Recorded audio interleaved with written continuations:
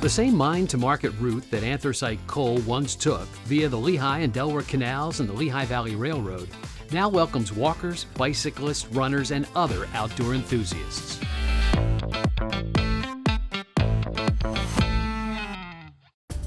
Five counties, 165 miles. A network of canals, towpaths, railroad tracks, and right-of-ways make up one of Pennsylvania's premier trails. The D&L Trail is a step back into time. It follows the same path used to ship coal from mines in northeast Pennsylvania to the shipping yards in Philadelphia. Today's trail connects that history from Wilkes-Barre to Bristol, Pennsylvania. And so the trail is the visual part of a lot of that, where we're adaptively reusing the historic transportation route to allow people to connect to the heritage sites along the way, the outdoor recreation, nature, the environment, and then health and wellness.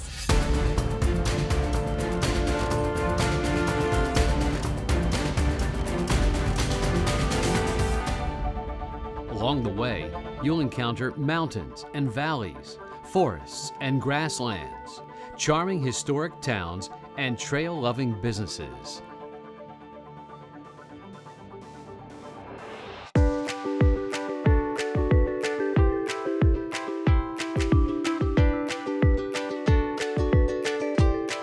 Many of the stores you'll see with that iconic maroon and white sticker out front, you know that you're welcome inside that business, whether it's the candy shop, the restaurant, or a place to fill up your water bottle. The D&L Trail is part of the Delaware and Lehigh National Heritage Corridor, designated by Congress as a National Heritage Area. It is managed by 30 public and private landowners.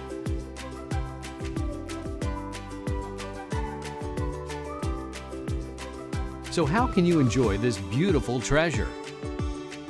Let's take a look at the 37-mile section of the D&L Trail that runs through the Pocono Mountains of Pennsylvania.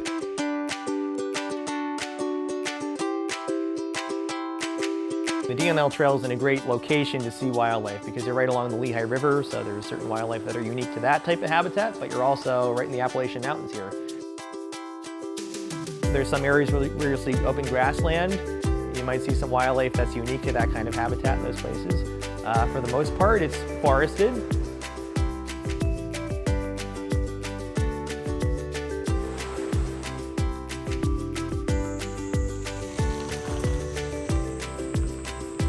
The grading is always very friendly to people of every ability level, whether they're hiking, biking, rollerblading.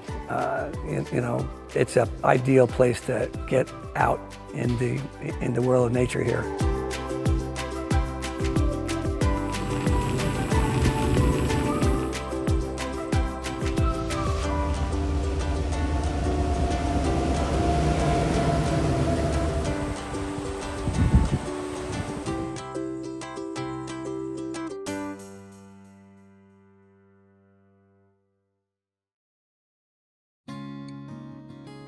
Let's start in the northern area of the D&L Trail and continue south, since this is the preferred route of most users because this direction features mostly downhill grades and few gentle uphills. We're in Luzerne County at mile marker 140. This is the Black Diamond Trailhead, and it's about 10 miles north of the borough of Whitehaven.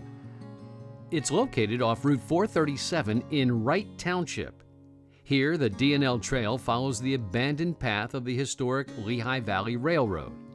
There are plenty of opportunities to see wildlife. It starts out here off of 437 and connects to the old rail bed and leads down towards Middleburg Road and Whitehaven. It's about an 8-mile stretch, and it's a little bit steeper grade going down or coming up than the rest of the trail further south. So you want to consider that if you're going to be biking uphill from Whitehaven to Mountaintop. It'll be a little bit steeper. Traveling from Black Diamond to Whitehaven, you'll pass by Moosehead Lake, a beautiful place to stop and relax for a moment. It's quiet through here, and the trail is in good shape. There are bogs, ponds, and wetlands in this area, and plenty of flowers in season.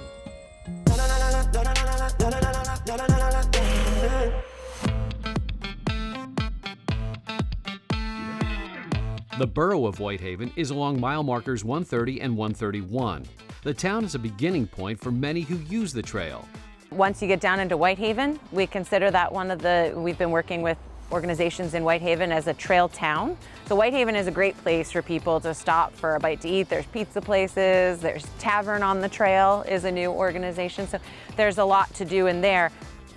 The bike train out of Jim Thorpe drops passengers off at mile marker 130, giving bike riders a 24-mile trip back to town. Jim Thorpe Bike Train offers a great opportunity to do some of that multi-use, where you get to be on a historic transportation route by riding the train and then riding back down. It offers a couple different distances.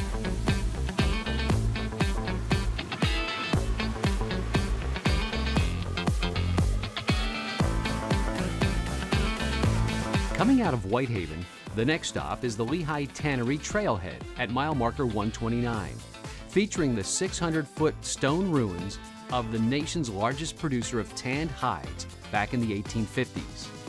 As you continue on the trail, you pass through state game lands. Along the way, you'll see beautiful scenery, including the Lehigh River.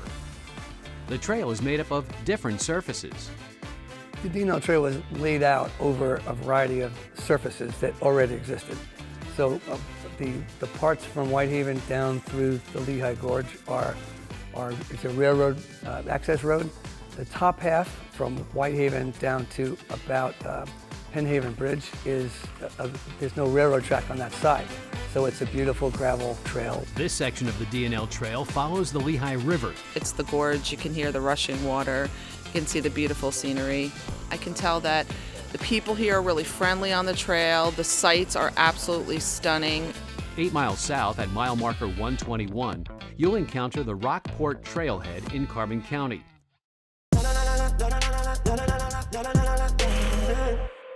Rockport is in the Lehigh Gorge State Park. That's right. There's no amenities at this trailhead besides the bathroom behind us, and there's no nearby town to get supplies. No matter what we tell them, they go to see the village of Rockport, and there's really 5 homes, and you walk uphill, there's nothing there. As you head through that area, you really do need to plan that you're taking a longer ride. You'll have 1 or 2 trailheads with a bathroom stop, but there won't be anywhere to stop and get food. As you get close to the Rockport Trailhead, you'll come across Buttermilk Falls. You'll want to get your camera and take pictures. A little further down, you'll see massive rock formations on your right. It's always a little cooler in this area. After a break at the trailhead, you continue south. Along the way, the scenery is magnificent. You'll work your way through the mountains while following active train tracks and the Lehigh River. It's a nice path with lots to see. I like that it's really close to the gorge as well. We like throwing rocks and getting our feet wet in there, and then we can also go for a walk too.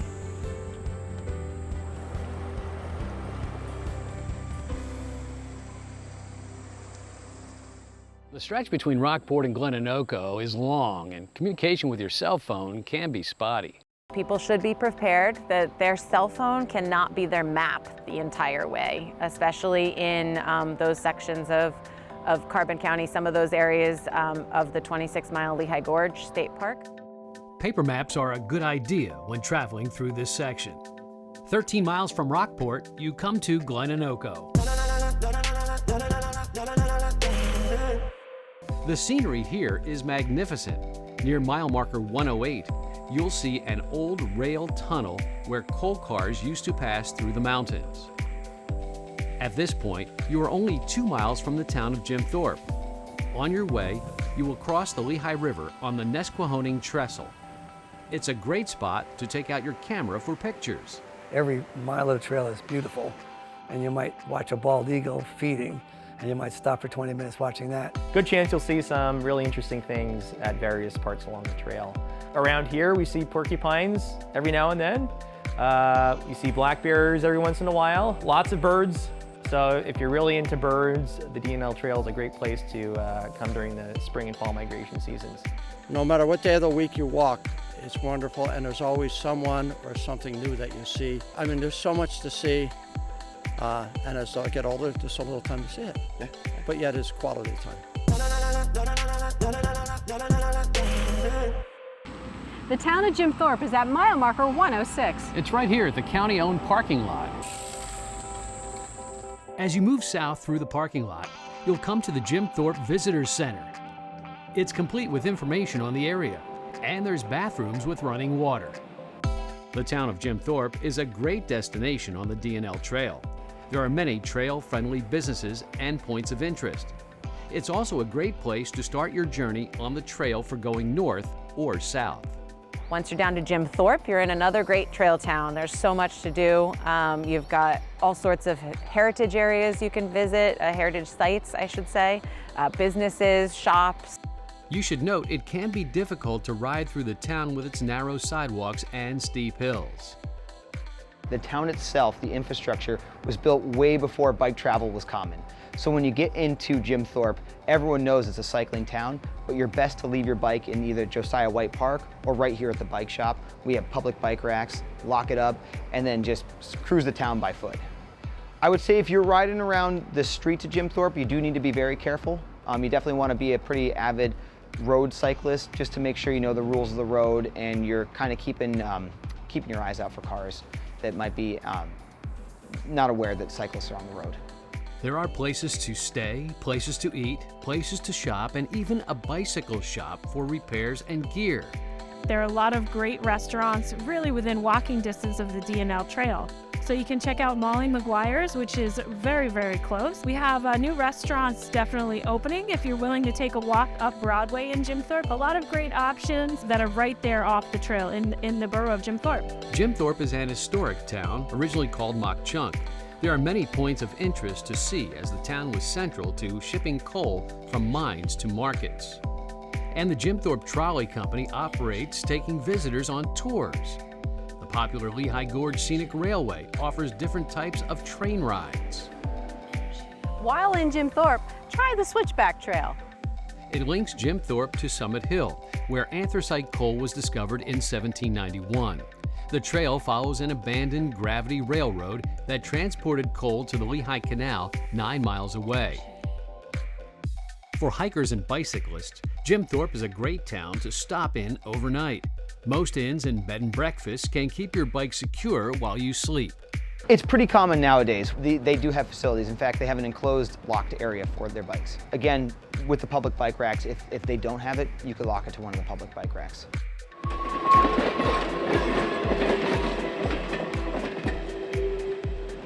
If you'd like to know more about the Anthracite region of the D&L Trail, pick up a trail map and guide or use the interactive trail map on the D&L website or app. I think it's great for folks to understand that the D&L Trail is really the spine of the National Heritage Corridor. The D&L National Heritage Corridor is one of 55 heritage areas in the country. We are designated by Congress, so we have federal legislation that denotes that we are a nationally significant area, and I think it's important for residents to realize that significant history that we have and be proud of it. The region is amazing, and we are really glad that we can work with so many partners to connect the industrial heritage, the economic development, the health and wellness, and the outdoor recreation and nature and the environment.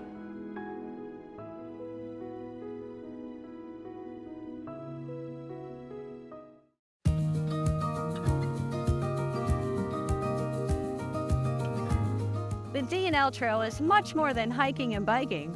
It's a multi-use trail. And by that we mean that it is open for walking, running, biking, strollers. Walking on the trail is a great healthy activity. It is safe enough for all those who like to walk. Some trailheads have more parking areas, such as those at Whitehaven, Jim Thorpe, and Slatington. And some have more amenities like bathrooms with running water.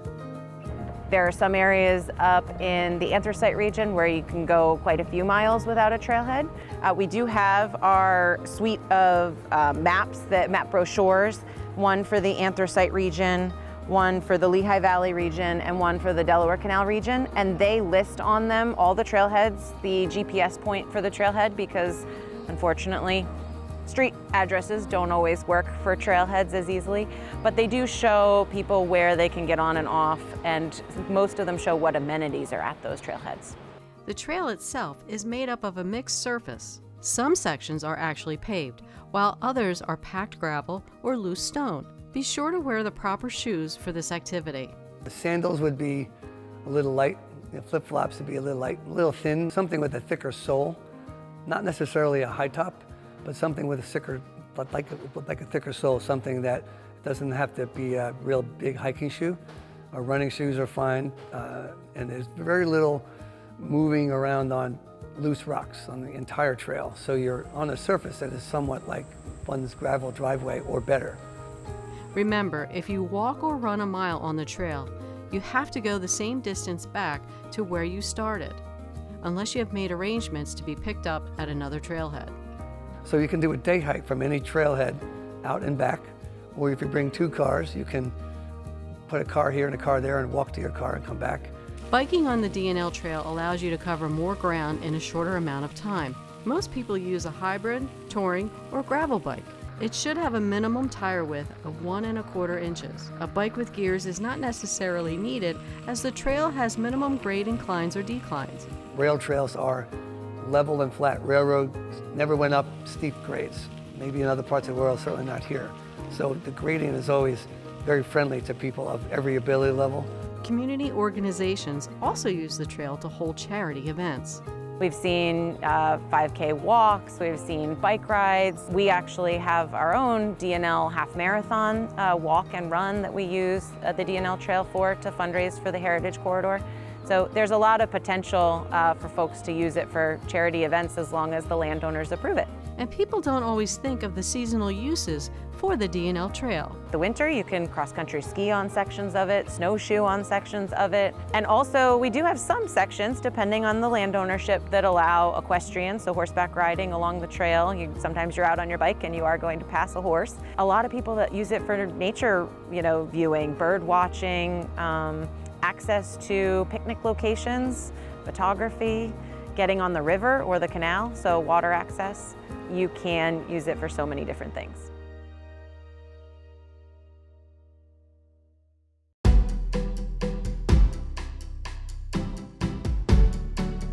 Preparing for an adventure on the D&L Trail depends on how much time you'll be spending here. For example, there's a big difference between a 1-hour jog or walk and the items you're going to need if you're going to spend the whole day on the trail.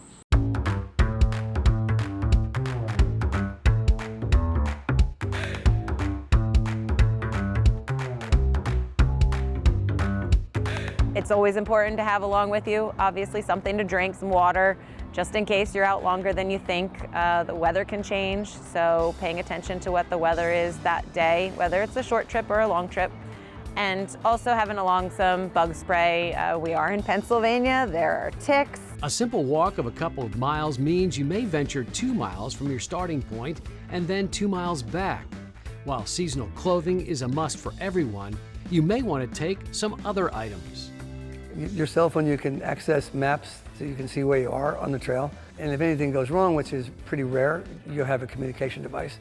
But certainly water, a little first aid kit if you're running around with little ones would be helpful. Let's say you turn your ankle and you slip down the embankment and you're slightly below grade so people can't, and this happens occasionally around here, a whistle would give you a louder way to tell somebody you're there rather than your voice. And I think just that attitude that I'm doing something that I need to be self-sufficient in would be a good mindset to start. If you're planning on running or biking several miles, which would involve many hours or most of the day, you'll need to prepare a bit more. Reusable water bottles and snacks are a good idea. Bring along a D&L Trail map as well as a cell phone. If they're using a mobile device, download the maps to your phone prior to getting out on the trail, or take along one of the paper maps with you so that you know where you are, what you have, and making sure that they can orient themselves. Seasonal clothing is important, and bringing an extra layer or a rain jacket is a good idea. especially during cooler weather. Finally, place all of this in a small bag or backpack. It makes it easier to carry these essential items. As you start to get out there, you realize I'm 3 miles from anywhere. So in that regard, it's not unsafe at all, but it is, you're a bit more on your own than you are when you're in a suburban area.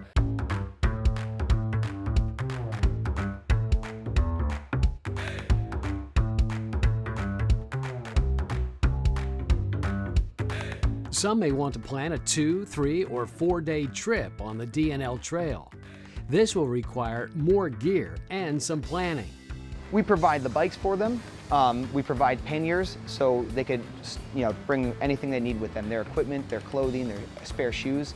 And then we also provide all the stuff that they need, fix-it, locks, pumps, tools, everything you could think of, so that they're self-contained the whole way down the trail. If they have any issues, they can help themselves. Pocono Biking also offers a guided trip on the D&L Trail. It's a pretty posh trip. It's really neat. They're staying at inns the whole way. Really, all the guests need to do is pedal their bike. The guides do everything else. Camping is not allowed on most of the trail, but there are a couple of locations where you can. East Penn Township built a bike or boat-in campsite. It's not meant for RVs, for tow-behinds, and you reserve that through the East Penn Township Supervisor's office.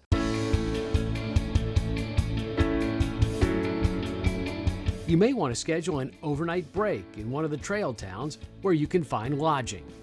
People call us all the time and we give them the names of, we have an accommodations list that people could build their own, 3-day itinerary. And there are loads of choices. Biking on the trail means you'll need to take some additional equipment with you. Your bicycle is your mode of transportation. If it should break down, you could be far from a trailhead and cell phone service may not work. So there are several types of tools you should take with you for quick repairs. You don't need to be a bike mechanic per se. Even if you don't know how to repair it, cyclists are friendly. Wave them down, chances are someone's going to know how to help you out and get you fixed up. Tools when you're out there, absolutely a hand pump for air, spare tubes that fit your bike, and then a general multi-tool. And on the tool are the most common Allen key sizes you'll see on a bike.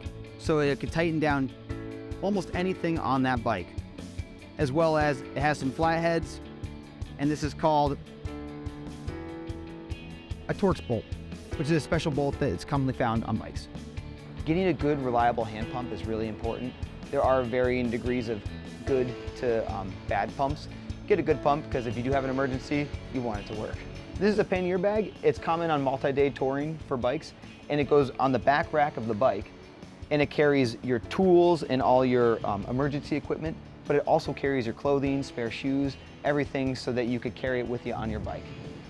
In addition, helmets are recommended for all bike riders. Helmets are a good idea. Not everyone wears them, but we're big proponents of them. They're just, you never know what can happen, and it's just good to have it on. You can find out more about planning your trip using the online interactive map at delawareandlehigh.org/planyourtrip.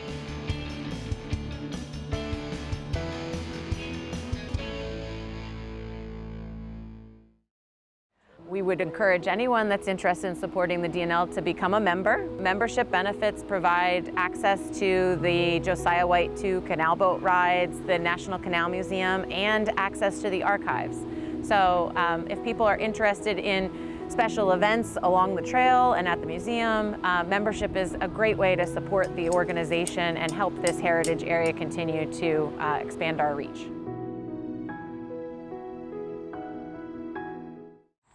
Hope you enjoyed a look at this segment of the D&L Trail. On our next segment, we'll travel to the towns of Lehighton and Weisport and point south.